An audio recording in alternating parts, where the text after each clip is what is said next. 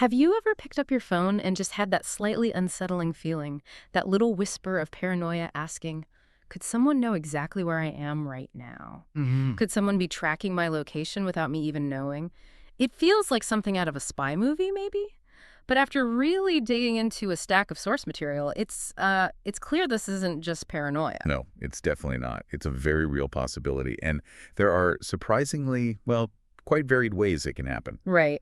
So today we're doing a deep dive into exactly that, phone location tracking. We've pulled together info from a pretty detailed briefing document and also a study guide focused specifically on location tracking and privacy. Yeah, quite a bit to unpack there. For sure. And look, our mission here isn't to freak you out. It's really about equipping you with knowledge. We want to unpack how these different methods work, crucially, how you might actually spot them, and most importantly, the concrete steps you can take, like right now, to protect your privacy. Think of it as your essential guide, really. A shortcut to getting informed on something that's, well, pretty critical these days. Exactly. Okay, so let's get into it. One of the most, maybe, eye-opening things from our research is realizing that a lot of these tracking methods aren't inherently malicious. Not at all. Right. They're legitimate tools, things designed for, convenience or safety, but they can be easily misused. Precisely. That's a key theme that came up again and again. Yeah, that's the part that feels a bit, I don't know, unnerving. Like, take family tracking apps, things like Life 360 or maybe Glimpse. You install those for peace of mind, maybe parents keeping tabs on their kids, that sort of thing. Exactly. They serve a perfectly valid purpose, helping families stay connected, ensuring safety, but the information clearly shows how easily they can be, well, twisted, misused to monitor someone's movements without their consent. And how does that usually happen? Someone needs your phone.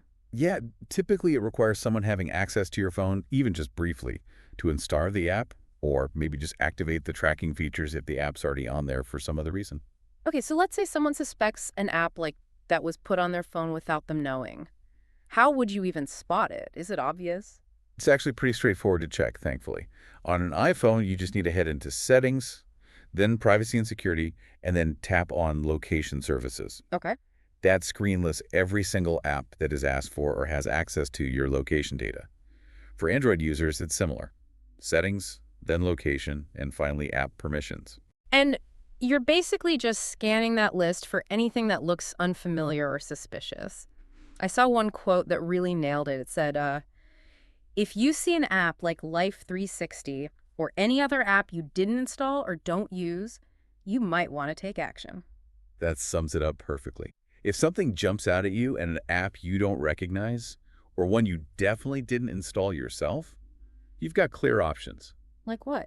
You can revoke its location permission right there, set it to never, or don't allow.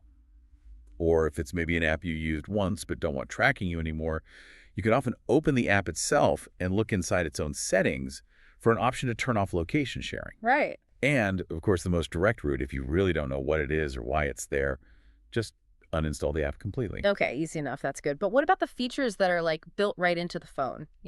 Find My Phone or the location sharing feature in Google Maps. I use those sometimes. Finding my phone when I misplace it or, letting a friend see where I am when we're meeting up. Yeah, those are powerful tools, incredibly useful for locating lost devices or sharing temporarily with trusted contacts. The privacy risk, though, pops up if someone you've previously shared with misuses that access later on. Or, maybe more concerningly, if someone unauthorized gets hold of your phone, even for a short time, and quietly enables sharing with themselves without you noticing. Okay. So how do you quickly check who you are sharing your location with using those built-in systems? It's simple, too. On an iPhone, just open the Find My app, the one with the radar icon, and tap on the People tab at the bottom. It gives you a clear list of who you're currently sharing your location with. Okay. On Android, you'd open Google Maps, tap your profile picture, usually in the top right corner, and then navigate to Location Sharing. Same deal, you'll see a list. Got it. So if I look at that list and see someone I didn't intend to share with, or maybe someone who shouldn't be there anymore, I just remove them? Precisely. You just tap on their name and stop sharing. It's designed to give you control over who sees your real-time location. Good. Okay. And then there's another kind of physical tracker we read about those little tags, like Apple AirTags or the Samsung Smart Tags. People use them for keys, luggage. Right. Finding things. Their primary use is tracking items. But the misuse potential is definitely there. Hmm. Someone could plant one on a person, maybe slip it into a bag or a coat pocket without their knowledge. That's genuinely a bit creepy. Is there any way your phone helps you detect if something like that is happening? Fortunately, yes. The tech is getting better at this. The sources mention that newer phones, both iPhones and some of the more recent Android devices, are designed to automatically notify you if an unfamiliar tracking device, like an AirTag that isn't yours, is detected moving with you over a period of time. You'll get an alert right on your phone. Oh, that's a relief. Seriously. What about older Android phones that might not have that feature built in yet? Yeah, for older Androids, you might need to be a bit more proactive. The suggestion is to download a dedicated app specifically designed to scan for these kinds of nearby Bluetooth tracking devices. An app like Tracker Detect was mentioned as an example. Okay, and if you do get an alert, or you find one of these tags physically. Disable it immediately. Usually this Mm. just means taking the battery out. If your phone detected it digitally, it might even give you instructions on how to disable it right there in the alert. Oh, okay. Good to know. Now, let's maybe shift gears a bit to some stealthier methods. These are techniques that are harder to detect, really, because they're either deliberately designed to be covert or they exploit access points you might not even be thinking about. Okay, yeah, this is where it gets really interesting and maybe a little more concerning.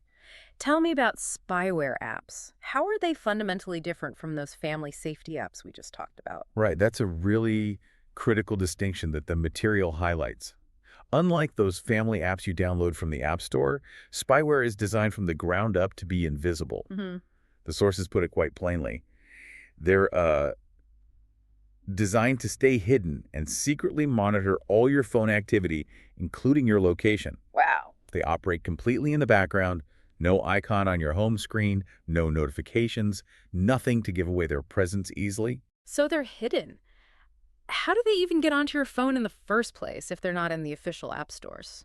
Well, usually they still require physical access to your device at some point. Uh, Someone needs to actually get their hands on your phone, maybe just for a few minutes, to manually install this kind of software. It's often side-loaded, not installed through the normal channels. and because they're hidden from your normal app list, just scrolling through your apps isn't going to find them, right? Correct. You won't see them listed there. That's why the most effective way to actually check for this kind of hidden spyware is to run a deep scan using a reputable anti-spyware application. These tools are specifically built to sniff out that hidden malicious code. Okay, so you need a dedicated tool. And if one of these tools does find something nasty. Removal is usually pretty straightforward once the anti-spyware app flags it. Often it's just a tap or two to quarantine or delete the malicious software. Right. Now, one thing the sources mentioned that caught my eye was something called location spoofing apps. Are those related to spyware somehow? Ah, yes, that came up. It's introduced as more of a temporary tactic you could potentially use if you strongly suspect you're being tracked, maybe by a known app or even potentially by spyware. How do they work? Location spoofing apps essentially trick your phone's GPS. They make your phone report that it's in a completely different location than where you actually are. Oh, interesting. So it just makes it look like you're, I don't know, sitting on a beach somewhere when you're actually at home. Exactly. Any app on your phone trying to access your location data, whether that's a legitimate app, a tracking app, or even some types of spyware, would receive this false information instead of your real coordinates. Hmm. The key thing to remember, though, is that it's usually a temporary effect. You have to keep the spoofing app running, and some more sophisticated services or tracking apps can sometimes detect when location data is being faked. Okay. How you actually do it also varies. On an iPhone, it often requires connecting your phone to a computer and using specific software. Uh-huh. On Android, you might need to enable something called developer options in your settings first. Interesting. A digital misdirection, maybe. Now, what about a scenario where someone doesn't need physical access to my phone at all? Like, what if they somehow get access to my main Apple or Google account? That's a huge vulnerability and definitely something the sources stressed.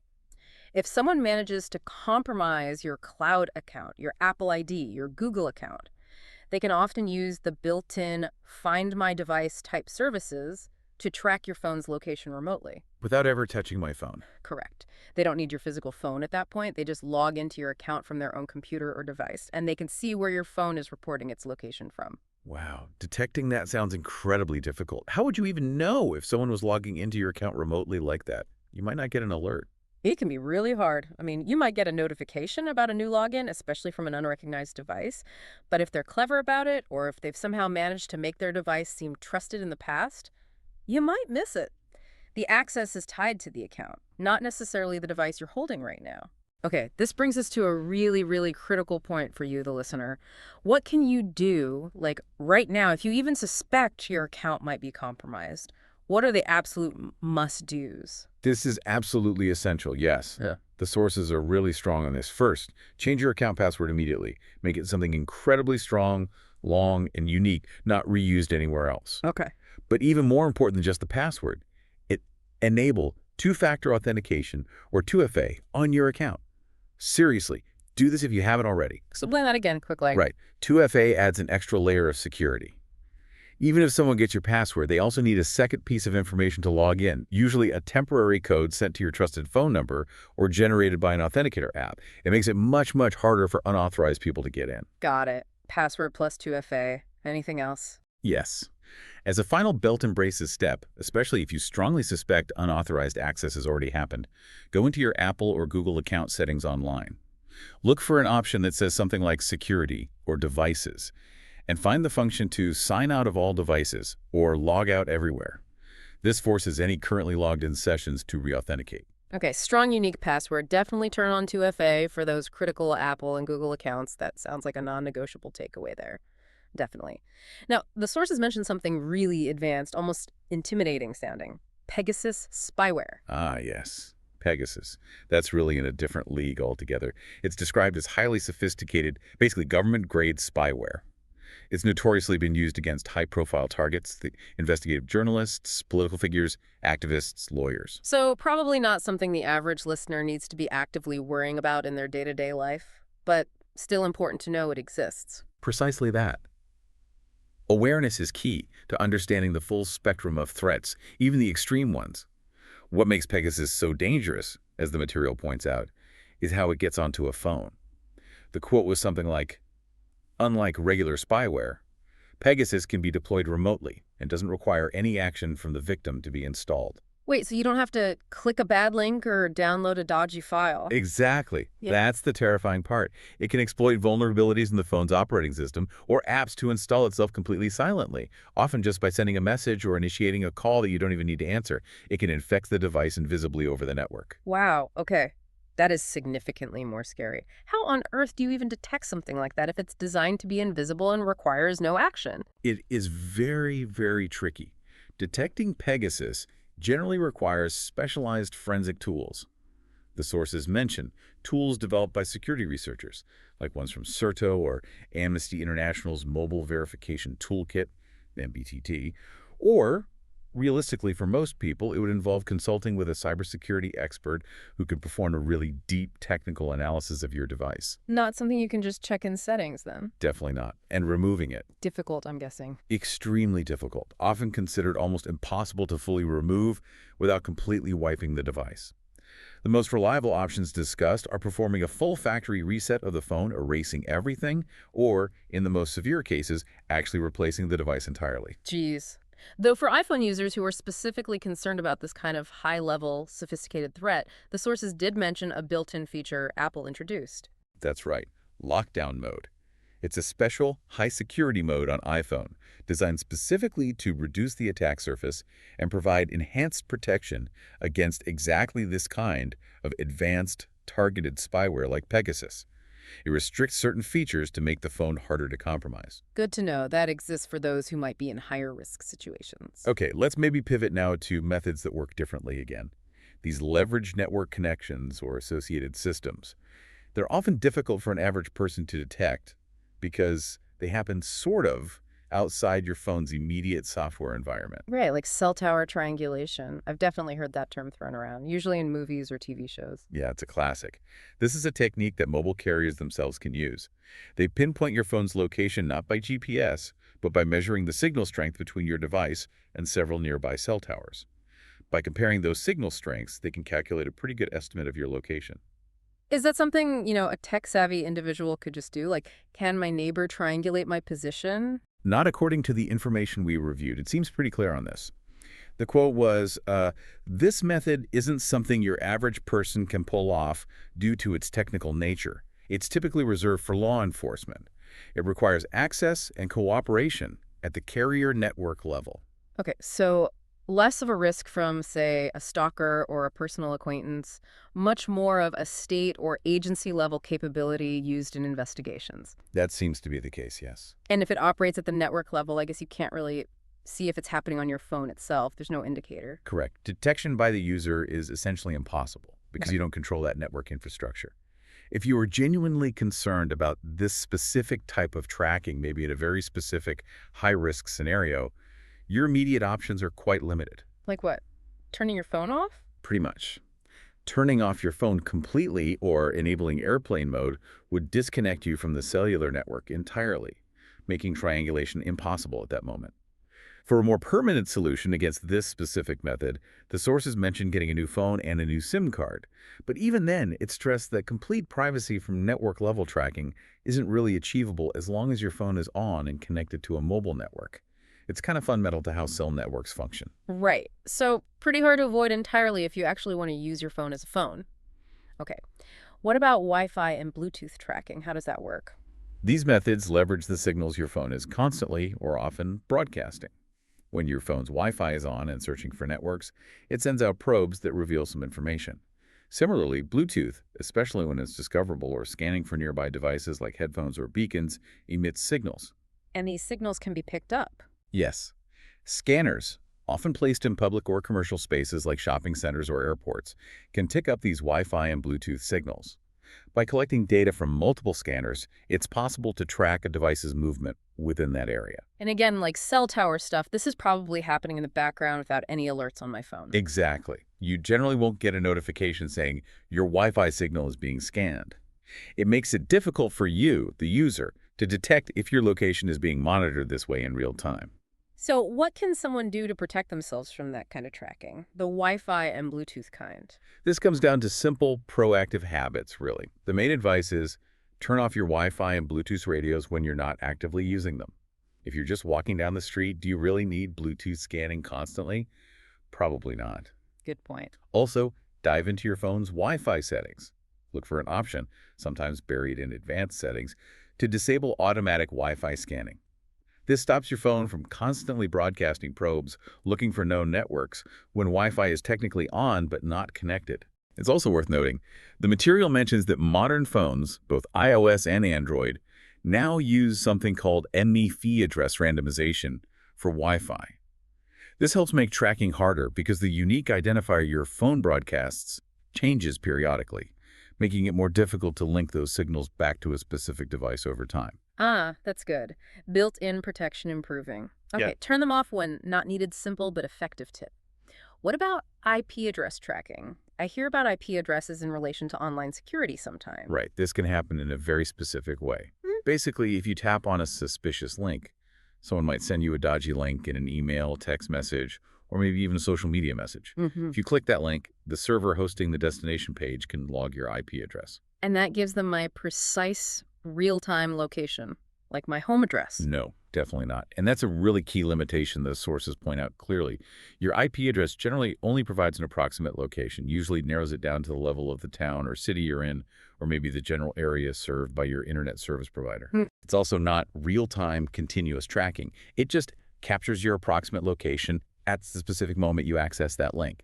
Still a privacy concern, but different from GPS tracking. Right, still potentially giving away your general whereabouts, which you might not want. How do you avoid that one? Mostly, it comes down to being really cautious with links. If you get an email or text message that seems odd, unexpected, or just slightly off, don't click any links it contains. Trust your gut. Solid advice generally. And a more robust defense against this, and frankly many other online privacy issues, is to use a VPN, a virtual private network. Right. A VPN essentially masks your real IP address. It routes your internet connection through one of its own servers, maybe in a different city or country. So even if you accidentally click a malicious link, the IP address that gets logged is the VPN servers, not your actual home IP, protecting your approximate location. VPNs really do seem like a fundamental tool for online privacy these days. Good reminder. Okay, one last category mentioned in the sources. Car-based location tracking. That sounds a bit different. My phone doesn't have wheels. Huh. True. But modern cars are increasingly becoming computers on wheels. Many new cars are internet connected and come with companion apps for your smartphone. These apps often let the owner do things like remotely lock or unlock the car, check fuel levels, and locate the vehicle on a map. Ah, I see. So the tracking isn't directly on your phone, but if you're in the connected car, someone with access to the car's account or that companion app could track the vehicle's location in real time. Exactly. And by extension, they're tracking you if you're driving or riding in it. The car itself becomes the tracking device, accessible via an associated account and app. Okay, that makes sense. How would someone even check if maybe an ex-partner or someone unauthorized still has access to track their car through one of these apps? You'd need to open your car's official companion app on your own phone. Then dig into the settings or account management section within that app. Look carefully for any listed users, authorized devices, or maybe connected accounts that you don't recognize or that belong to someone who shouldn't have access anymore. And if you find unwanted users or connections logged in there. Remove them or restrict their permissions right within the app settings. Most apps should allow you to manage who has access. And as an extra layer of security, the sources strongly suggest changing the password for your car's online account itself, just to make absolutely sure no one with an old password can get back in later. Wow. Okay, that really does cover a huge spectrum, doesn't it? From like simple apps you might use every day, all the way to hidden spyware, complex network stuff, and even your car. It feels like there are just so many potential ways for location to be tracked. It really does. It's a complex landscape. But I think the key takeaway from weaving together all the material is that while tracking is definitely possible through all these numerous methods, the good news, and there is good news, is that you absolutely have agency here. Yeah? Yeah. There are concrete, actionable steps, many of them quite simple, that you can take to significantly reduce your risk and really enhance your personal privacy. Yeah. It's not a hopeless situation. Okay, so let's quickly run through that summary again. The proactive steps that you, the listener, can start thinking about or implementing right now, pulling together everything we've just talked about. Right. First off, make it a regular habit. Maybe set a reminder to actually review the location permissions you've granted to the apps on your phone. Go through that list. If an app doesn't genuinely need your location to do its job, switch its permission to never or while using instead of always. Good one. Okay. And use reputable anti-spyware scans periodically, especially if you have any reason at all to suspect that hidden software might have been installed on your device without your knowledge. Definitely. And check, actively manage who you are sharing your location with through those built-in phone features like Apple's Find My or Google Maps location sharing. Clean up those lists. Remove anyone who shouldn't be there. Yes. And this one felt huge. Secure your main Apple and Google Cloud accounts. Use strong, unique passwords, and please absolutely enable two-factor authentication, 2FA. It's probably the single biggest security upgrade you can make. Couldn't agree more. And remember, if you suspect any unauthorized access to those accounts, use the option to log out of all devices immediately via your account settings online. Also, just be mindful of who gets physical access to your phone, even for a seemingly short time. That's how a lot of the dodgy software gets installed. Good point. And get into the simple habit of disabling your Wi-Fi and Bluetooth radios when you're not actively using them. Just toggle them off to prevent potential background scanning and tracking via those signals while you're out and about. Exercise extreme caution, maybe even paranoia, with suspicious or unexpected links you receive via text, email, or social media. That gut feeling, listen to it. When in doubt, just don't click. Consider using a trustworthy VPN, especially when you're on public Wi-Fi, but even generally. It helps mask your IP address and adds a really valuable layer of privacy to your online activity, which defends against that IP-based location approximation.